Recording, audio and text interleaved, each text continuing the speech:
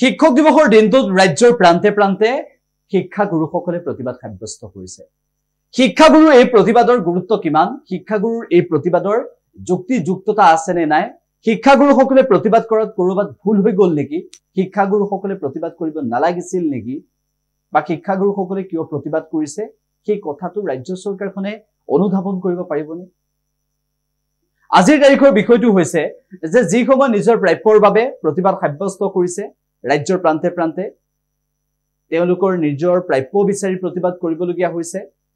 ঠিকাভিত্তিক শিক্ষকসকলে প্ৰতিবাদ সাব্যস্ত কৰিছে কিয় শিক্ষক দিৱসৰ দিনটোত, যিটো দিন তেওঁলোকৰ বাবে পবিত্ৰ, সেই পবিত্ৰ দিনটোত কিয় প্ৰতিবাদ কৰিবলৈ ওলাই আহিবলগীয়া হৈছে, প্ৰান্তে প্ৰান্তে প্ৰতিবাদত কেনেদৰে নামিছে সেয়া আমি আপোনালোকক জনাইছো।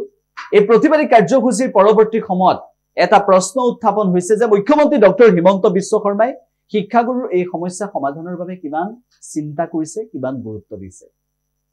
ধুবুৰী লোকসভা সমষ্টিৰ সাংসদ ৰকিবুল হুছেইনে এই সন্দৰ্ভত কলগাছিয়াত মন্তব্য কৰিছে যে শিক্ষাগুৰুৰ সমস্যা, শিক্ষকসকলৰ সমস্যা সমাধান কৰিবলৈ হিমন্ত বিশ্ব শৰ্মাই চেষ্টা কৰক।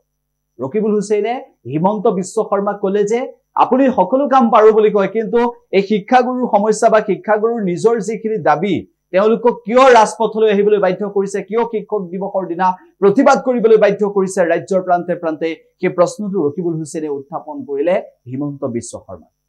প্ৰথমে মই আজিৰ এই শিক্ষক দিৱসৰ দিনা মোৰ ব্যক্তিগত যিসকল শিক্ষক আজি এই সংসাৰত নাই সেইসকলৰ প্ৰতি গভীৰ শ্ৰদ্ধাঞ্জলি জ্ঞাপন কৰিছোঁ, আৰু আজি যিসকল বিদ্যমান সেইসকলৰ প্ৰতি শ্ৰদ্ধা জনাইছোঁ।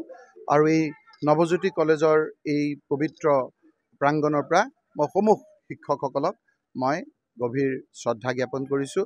আহিয়ে কলেজখনত দেখিছোঁ যে কিছু শিক্ষকে তেওঁলোকৰ বিভিন্ন দাবীৰ ক্ষেত্ৰত আন্দোলন কৰিবলগীয়া হৈছে।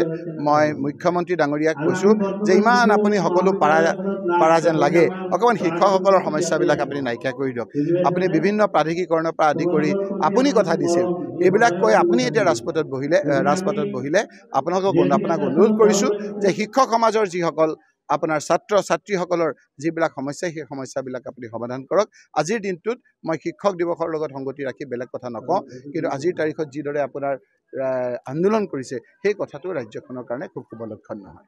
যিকোনো খবৰৰ বাবে যোগাযোগ কৰক 70901733 অথবা 7099017990 নম্বৰত।